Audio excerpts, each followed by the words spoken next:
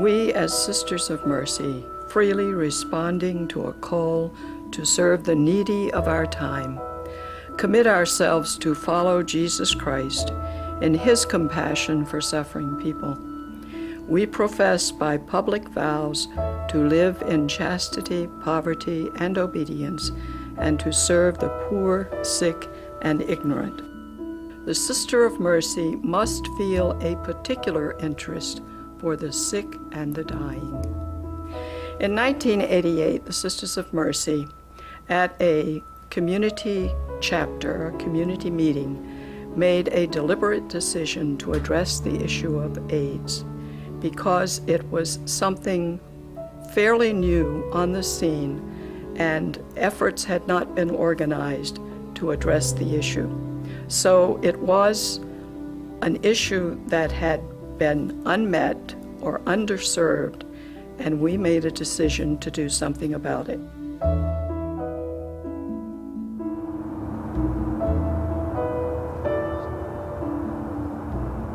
House of Mercy is a small but very effective place for people with AIDS to live, and I mean live and not prepare to die.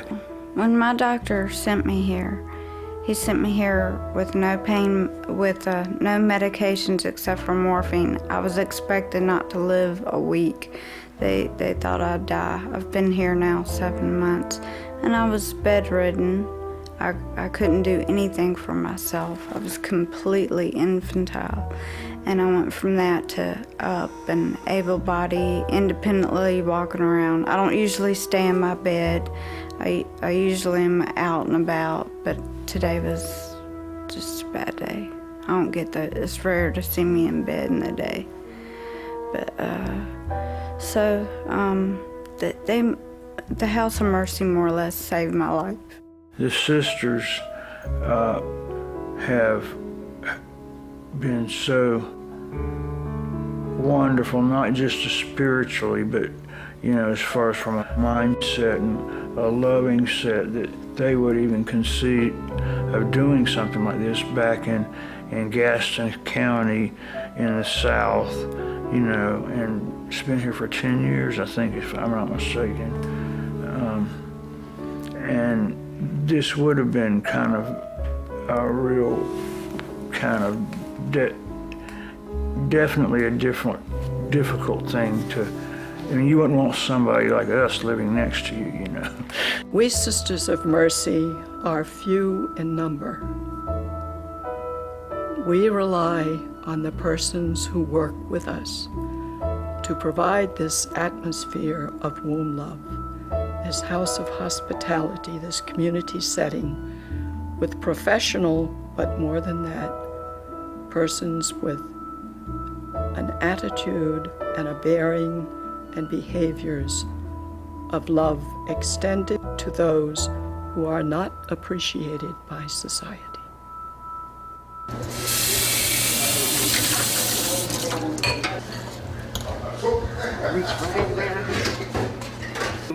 We take them places, we take them everywhere. I even come sometimes on Sundays and if they want to go with me to church, or so I'll come back here and pick them up and take them to church. I love spending time with them, doing stuff outside of my hours here as work, as well as taking care of them.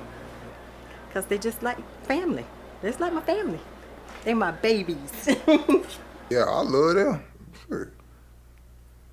If this was a rough environment, if like say we lived in Charlotte and somebody ran up in here that wasn't supposed to be in here, I had to stand up.